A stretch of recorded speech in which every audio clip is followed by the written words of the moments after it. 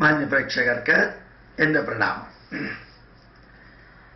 നമ്മൾ കഴിക്കുന്ന മരുന്നുകളെക്കുറിച്ച്, ഡോക്ടർമാർ എഴുതി തരുന്ന മരുന്നുകളെക്കുറിച്ച് ഞാൻ ധാരാളം പ്രാവശ്യം പറഞ്ഞിട്ടുണ്ട്.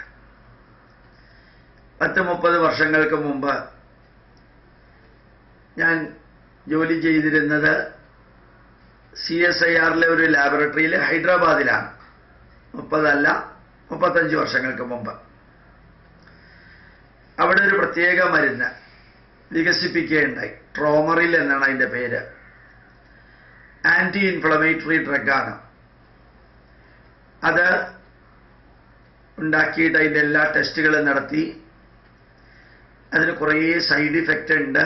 ജനറ്റിക്കലി അഫക്റ്റ് ചെയ്യാൻ പറ്റുന്ന വിധത്തിലുള്ള സൈഡ് ഇഫക്റ്റ് ഉണ്ട് എന്നറിയാമായിരുന്നിട്ടും അത് പുറത്ത് വലുതായിട്ട് പറയാതെ ഒരു കമ്പനിക്ക് ആ മരുന്നുണ്ടാക്കാനുള്ള ഫോർമുല വിറ്റു.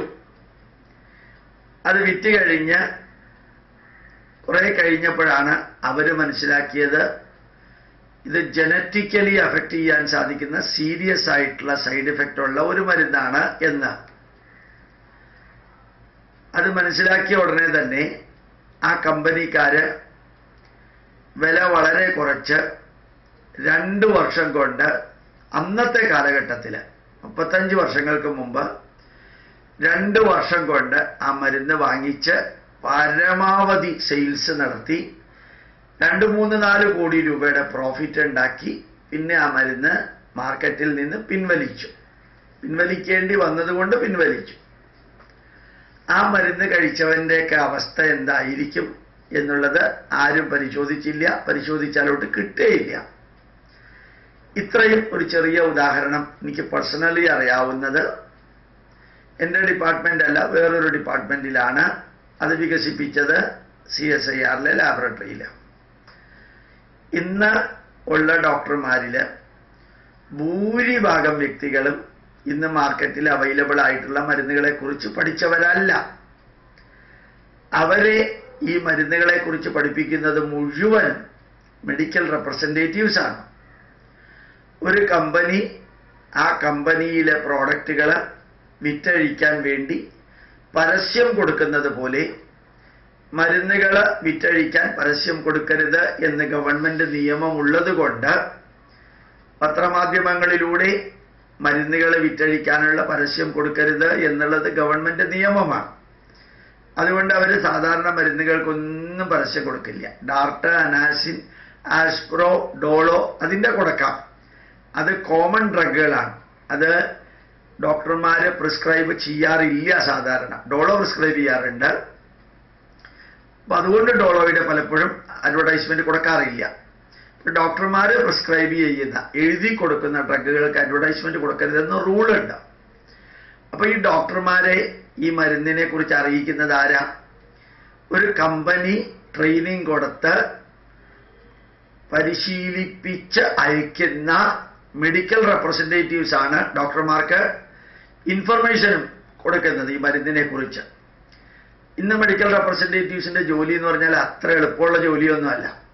ബൈക്കിലൂടെ ഓരോ സ്ഥലത്ത് പോയി ഈ ഡോക്ടറെ കാണാൻ കാത്തു കെട്ടിയിരുന്ന് ആ ഡോക്ടർക്ക് കുറേ സാമ്പിൾ കൊടുത്ത് അദ്ദേഹത്തിന് കുറേ പൈസയോ വാച്ചോ ഫോറിനിലേക്കുള്ള ടിക്കറ്റുകളോ ഇങ്ങനെ പലതും കൊടുത്ത് കുറേ ഫേവർ കൊടുത്ത് കുറേ കമ്മീഷൻ കൊടുക്കാമെന്നൊക്കെ പറഞ്ഞ് കമ്പനി ഓഫർ ചെയ്യുന്നതാണ് എന്ന് പറഞ്ഞ് ആ ഡോക്ടറെ കൺവിൻസ് ചെയ്തിട്ട് ഒരു സെറ്റ് സാമ്പിൾ മരുന്ന് ഡോക്ടർമാർക്ക് കൊടുക്കും.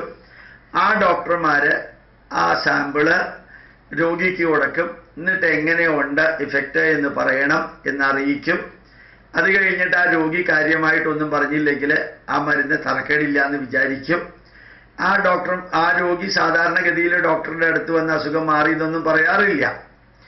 രോഗം മാറിയ രോഗി ഒരിക്കലും ഡോക്ടറെ കുറിച്ച് ചിന്തിക്കാറില്ല പൊതുവെ. ഇനി അഥവാ മാറിയില്ലെങ്കിൽ, സൈഡ് ഇഫക്റ്റ് കൂടുതലായാൽ വേറെ ഏതെങ്കിലും ഡോക്ടറിന്റെ അടുത്തേക്കോ വേറെ ഏതെങ്കിലും ആശുപത്രിയിലേക്കോ പോവുകയാണ് പതിവ്. അപ്പൊ ആ മരുന്ന് ശരിക്ക് ഈ മെഡിക്കൽ റെപ്രസെൻറ്റേറ്റീവ്സ് പഠിപ്പിക്കുന്നതനുസരിച്ചിട്ടാണ് ഡോക്ടർമാർ എഴുതുന്നത്. അവരത് MBBS MDയിൽ പഠിച്ചതല്ല. അവര് പഠിച്ച കാലത്തെ മരുന്നുകളൊന്നുമല്ല ഇന്നുള്ളത്. ഏതാണ്ട് 650ഓളം കെമിക്കലുകളാണ് പല പല പേരുകളിൽ മരുന്നുകളായിട്ട് മെഡിക്കൽ സ്റ്റോറുകളിലേക്ക് വരുന്നത്. ഈ മെഡിക്കൽ റെപ്രസെൻറ്റേറ്റീവ്സിന്റെ ജോലി പണ്ട് വളരെ അട്രാക്റ്റീവായിരുന്നു. വലിയ വലിയ കമ്പനിയുടെ മെഡിക്കൽ റെപ്രസെൻറ്റേറ്റീവ് എന്ന് പറഞ്ഞാൽ ലക്ഷക്കണക്കിന് രൂപ കമ്മീഷനായിട്ട് അവർക്ക് ലഭിക്കുമായിരുന്നു ടാർജറ്റ് ഫില്ല് ചെയ്താൽ. പക്ഷേ ഇപ്പോൾ ആ ജോലിയേക്കാൾ നല്ല ഇഷ്ടംമാതിരി ജോലിയുള്ള സ്ഥിതിക്ക് +2 പഠിച്ച ആളോ BCom പഠിച്ച ആളോ BA പഠിച്ച ആളോ BA ഹിസ്റ്ററി പഠിച്ച ആളോ അല്ലെങ്കിൽ BA അറബിക്കോ അല്ലെങ്കിൽ വേറെ ഏതെങ്കിലുമൊക്കെ പഠിച്ച ആള് ഒരു ഗ്രാജുവേറ്റ് എന്ന പേരിൽ മെഡിക്കൽ റെപ്രസെൻറ്റേറ്റീവായിട്ട് കമ്പനിയിൽ ജോലി ചെയ്ത് ഒരാഴ്ചയോ 2 ആഴ്ചയോ കൊണ്ട് ഒരു മരുന്നിൻ്റെ ഗുണദോഷങ്ങൾ അയാളെ പറഞ്ഞു പഠിപ്പിക്കും.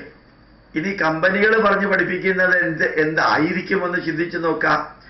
അവരുടെ പ്രോഡക്റ്റിൽ കുഴപ്പമുണ്ടെന്ന് ഏതെങ്കിലും കമ്പനി അവരുടെ ജോലിക്കാരെ പറഞ്ഞു പഠിപ്പിക്കുമോ? അവരുടെ പ്രോഡക്റ്റിന് സൈഡ് ഇഫക്റ്റ് ഉണ്ടെന്ന് പറഞ്ഞ് മെഡിക്കൽ റെപ്രസെൻറ്റേറ്റീവ്സിന് ട്രെയിനിങ് കൊടുക്കുമോ?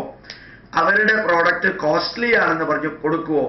അവരുടെ പ്രോഡക്റ്റിൻ്റെ ഇല്ലാത്ത ഗുണങ്ങളും കെട്ടിച്ചമച്ച അതിശയോക്തി കലർന്ന പല വിവരങ്ങളും ഈ BAയോ അല്ലെങ്കിൽ +2ഓ പഠിച്ച ആ വ്യക്തിയെ പഠിപ്പിച്ച് നല്ല ടൈയും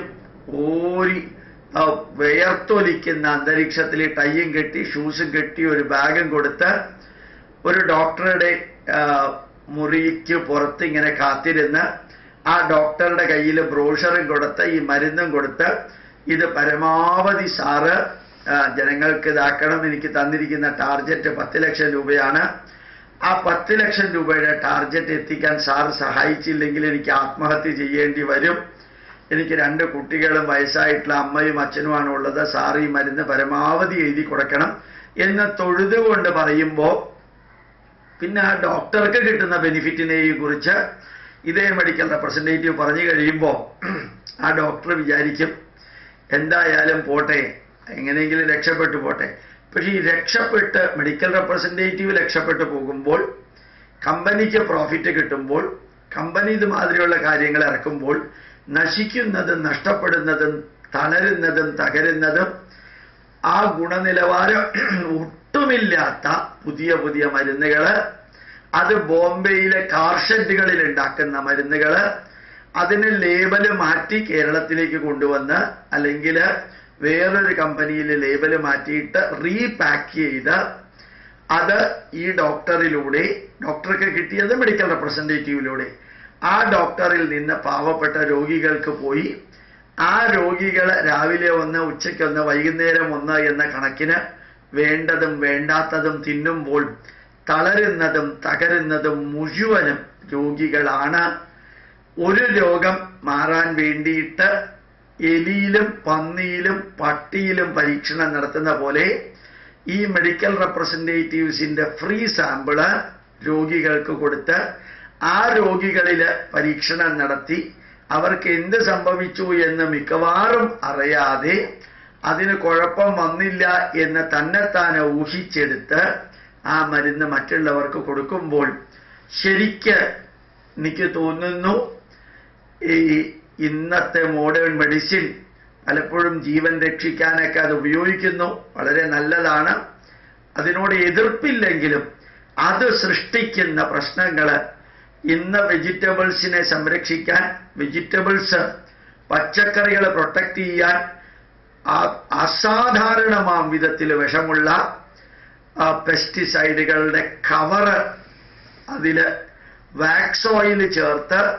ആ വെജിറ്റബിൾ വിൽക്കുന്ന മാതിരി വെജിറ്റബിളിലെ പോഷകാംശങ്ങൾ കഴിക്കാൻ വേണ്ടിയിട്ട് വെജിറ്റബിൾ കഴിക്കുന്ന മനുഷ്യന് അതിൻ്റെ പുറത്ത് വാക്സ് ഓയിലിൽ ചേർത്തിരിക്കുന്ന ഏറ്റവും ഭയാനകമായിട്ടുള്ള കീടനാശിനിയാണ് നമ്മളുടെ അകത്തേക്ക് പോകുന്നത്. ആരോടാ പറയുക? ഏതായാലും വികസിക്കുന്ന കേരളത്തിൽ ഒരു വശത്തെ പച്ചക്കറികളിലുള്ള ചിന്തിക്കാൻ പോലും സാധിക്കാത്ത വിധത്തിലുള്ള ഈ പെസ്റ്റിസൈഡുകൾ, മറ്റൊരു വശത്ത് ഏറ്റവും നീചവും നികൃഷ്ടവുമായ രീതിയിൽ ഒരു തരത്തിലും ഉപയോഗിക്കാൻ പാടില്ലാത്ത പശുക്കളെയും ആടുകളെയും എരുമകളെയും പോത്തുകളെയും കോഴിയെയും കൊന്ന് ഹോർമോണുകൾ ഇഞ്ചക്ട് ചെയ്തതിനെ കൊന്ന് അതിനെ ഹീനവും നികൃഷ്ടവുമായിട്ട് അറുത്ത് അത് വിൽക്കുന്ന ഇറച്ചി, ഇതിൽ നിന്നുണ്ടാകുന്ന രോഗങ്ങൾ ഇല്ലാതെയാക്കാൻ ആശുപത്രിയിൽ ഡോക്ടറുടെ അടുത്ത് ചെല്ലുമ്പോൾ ഉള്ള രോഗം മാറി പുതിയ അനവധി രോഗങ്ങൾ, ക്യാൻസറും ഹാർട്ട് അറ്റാക്കും ഉൾപ്പെടെ തരുന്ന രോഗദാതാക്കളായ ഡോക്ടർമാരും രോഗദാതാക്കളുടെ വൻ കുടീരങ്ങളായ പ്രൈവറ്റ് ഗവൺമെന്റ് ആശുപത്രികളുമെല്ലാം ആയിത്തീരുമ്പോൾ ദൈവത്തിൻ്റെ സ്വന്തം നാട്ടിൽ, ഇത് കേരളത്തിൻ്റെ മാത്രം കാര്യമല്ല, ഭാരതത്തിൽ മുഴുവനുമാണ്, എങ്കിലും ദൈവത്തിൻ്റെ സ്വന്തം നാട്ടിൽ ഡോക്ടർമാരെ മടക്കി കുത്തഴിച്ചിട്ട് കയ്യുകൂപ്പി എൻ്റെ മകനെ, എൻ്റെ ഭാര്യയെ, എൻ്റെ അമ്മയെ, എൻ്റെ അച്ഛനെ രക്ഷിക്കണേ എന്ന് ദൈവത്തിനോട് പ്രാർത്ഥിക്കുന്ന മാതിരി പ്രാർത്ഥിക്കുമ്പോൾ അതെല്ലാം ഡോക്ടർമാർക്ക് അടുത്ത ചികിത്സയ്ക്കും ഒരു ഓപ്പറേഷൻ വേണ്ടാത്തയിടത്ത് നടത്താനും പരമാവധി ആ വ്യക്തിയിൽ നിന്ന് ഇൻഷുറൻസ് തുകയായിട്ടോ അല്ലെങ്കിൽ കയ്യിലുള്ള പൈസയായിട്ടോ വാങ്ങിക്കാനും ഉള്ള ഒരവസരമുണ്ടാക്കുന്നു. മാർക്കറ്റിൽ വിവാഹം കഴിക്കാത്ത ആൺ ഡോക്ടർമാർക്കും മെയിൽ ഡോക്ടർമാർക്കും ഫീമെയിൽ ഡോക്ടർമാർക്കും അസാധാരണ കമ്പോളമുള്ള കേരളത്തില്, ഭാരതത്തില് അവർക്ക് എത്ര പൈസ ഉണ്ടാക്കാൻ സാധിക്കുന്നു. ഇതിലൂടെ രോഗിയെ ചതിച്ചും വഞ്ചിച്ചും പറ്റിച്ചും അവഹേളിച്ചുമെല്ലാം ഉണ്ടാക്കാൻ സാധിക്കുന്ന ആ പൈസ കൊടുക്കാൻ അവസാനത്തെ ഒരു വരി ഇവിടെ ആവശ്യമില്ലാത്തതാണ്. IPS കാരനായ ഡോക്ടർ ജേക്കബ് തോമസ് എന്ന IG കൈക്കൂലി വാങ്ങിക്കരുത് എന്ന് പറഞ്ഞതും കൂടി ചേർത്ത് ഇത് അവസാനിപ്പിക്കാം. അങ്ങനെ കൈക്കൂലി വാങ്ങിച്ചാൽ അല്ലാതെ ഈ ഡോക്ടർമാർ കാട്ടിക്കൂട്ടുന്നതിന് എങ്ങനെ പൈസ കൊടുക്കും സാറേ? പ്രണാമം, നമസ്കാരം.